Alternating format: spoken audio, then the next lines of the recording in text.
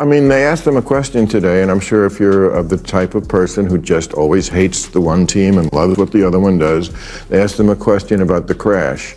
They said, will you visit the crash site? Now, every other politician would go, of course, it was a tragedy. And he went, it's the water.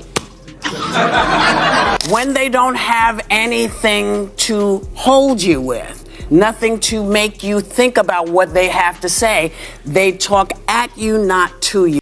Taking aim at the View panelists for what he perceives as yet another act of fake wokeness that was broadcast under the pretense of mainstream discourse, Bill Maher has sparked a tempest once more.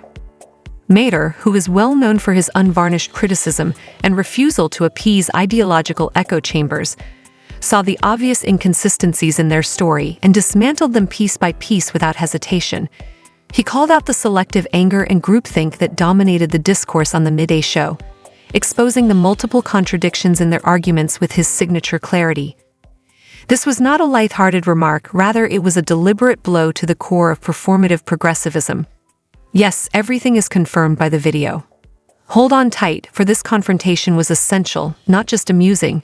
Make sure you subscribe before we go any further for more candid analyses like this one. Well, I had a different question, but it struck me that in the first segment you used the term woke, and you said that woke is what was sort of ruining everything. And I know that you're No, I didn't say ruining everything. I said that's why Trump could get reelected. That's why Trump could get reelected. What happened next explains why disenchanted Americans still support former President Trump. Conversation was not the goal of The View's response to Maher. Rather, it was classic woke politics. Decontextualize claims, cast doubt on intentions, and manipulate the story to further an ideological cause. We've seen this strategy applied to Trump on numerous occasions, rephrasing each remark to fit a malicious stereotype. They tried to lure Maher into a gotcha moment by using the same tactic when he reached their territory. Maher didn't flinch, though. He quickly pushed back with clarity and poise, providing a reality check before the spin cycle even started. You could sense the change in the atmosphere as someone defied the crowd, which is not always the case. There is a taboo against deviating from the status quo, but Maher wasn't there to curry favor. He came to speak honestly. Woke is a word used by the Black community to note that we must be aware of social injustices. But words migrate. So why is that a bad thing? It's not a bad thing, and originally that was absolutely a great thing. Alert to injustice, who's not for that? But words do migrate. Now, I'll use any term you want. Okay. Because maybe that is a word that's triggering, and so let's not use that word. I don't know, want to call it the super far left? In an attempt to establish the tone, Sunny Hostin took the initiative to introduce Maher as an anti-progressive radical using a passive-aggressive style. However, it was evident that she was uncomfortable, her words were halting, her manner unpleasant, as though she already knew she was falling into a trap. Her claim that the term woke had been appropriated by conservatives and shorn of its original social justice connotations was the foundation of her argument. However, Maher chose not to be defensive. He contested the basic idea, claiming that the term woke had become a joke due to the left's obsession with language control, canceling of small mistakes, and identity-based gatekeeping, not conservatives. The cause and effect relationship was clearly laid out by him. Progressives went too far, and their detractors merely reflected that. The View resorted to its ace, Whoopi Goldberg, after Sunny failed. How dare you be so flippant, man? Listen, nobody on the planet really wants to go through this. This is not something we're doing because it's, sexually gratifying. This is what we're doing to protect our families. And you don't have to do it, but stay away from everybody. Because if you're the one who's not paying attention and you're coughing and sneezing, you don't want to... Then stay out of the public, man. This is not, nobody wants this. Whoopi stormed in, accused Maher of being arrogant, flippant, and dismissive, and launched into a theatrical tirade against him. She saw Maher's defiance of progressive orthodoxy to be betrayal. Maher, meanwhile, who had spent decades fighting in the trenches of cultural warfare, didn't even blink. Reiterating calmly the need of reason over passion, he reminded the panel and the audience that putting feelings before facts shatters genuine conversation. Whereas Whoopi used a crescendo of emotion, Maher used reason and clarity. When Whoopi openly stated that the Holocaust wasn't about race, she was suspended from The View a few days later. This error sparked a nationwide outcry and exposed the weakness of her own moral superiority. This morning, more fallout for Whoopi Goldberg. ABC News suspending Goldberg from The View for 2 weeks after she made controversial comments about Jewish people and the Holocaust on Monday's episode. The Holocaust isn't about race. It's not about race. What is it about? Because it's about man's inhumanity to man. The View was shocked by the suspension, and it provoked a lot of criticism on many media sites.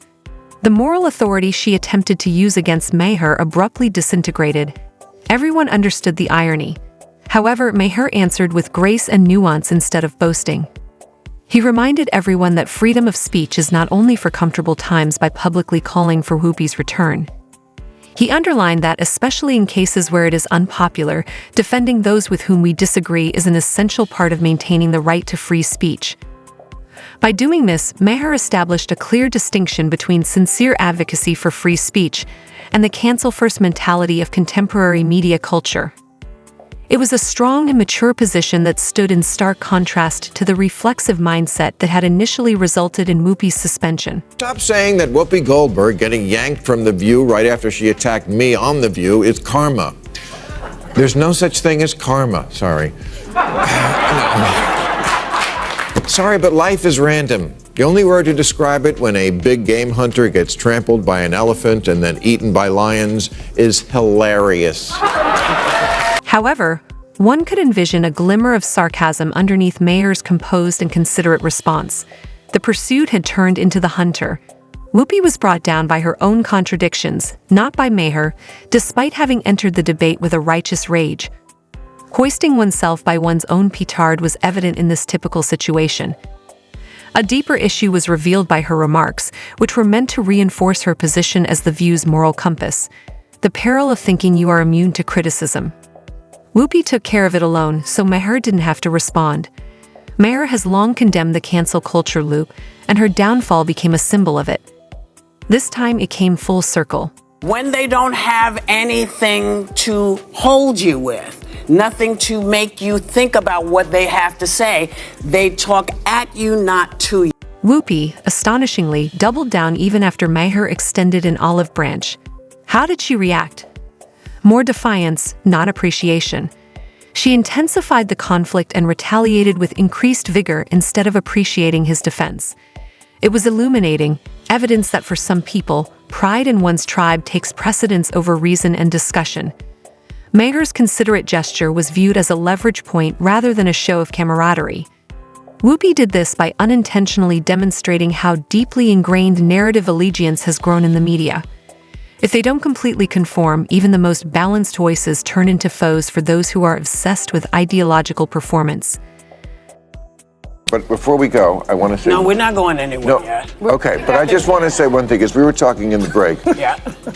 Joy is a wonderful human being, and she should not be afraid that people are going to attack her because she said the thing about the swastika on the cap. Well, she does not think that as you said to me in the break, you do not think that all the people who are for Trump are not. No, I don't. You I don't. I just want them to pay attention to words like vermin and poisoning the course. blood and the Third Reich. That's Right. all. That's really what I'm asking. But Maher didn't end there. Gently but firmly, he urged Joy Behar to resist giving in to the constant pressure from the woke crowd. Although brief, the chat was incredibly illuminating. By urging Behar to adhere to her values, Maher exposed the performative balancing act that characterizes a lot of political discussion during the day. He revealed the tacit obedience that underlies public views and how, in order to prevent criticism, private reservations are concealed behind scripted moralism. His point was straightforward. Fear disguising itself as virtue is still fear. By pointing it out, Maher did more than just criticize the panel. He urged the media community at large to stop caving in and begin to think. And this is the kind of clarity that's needed right now.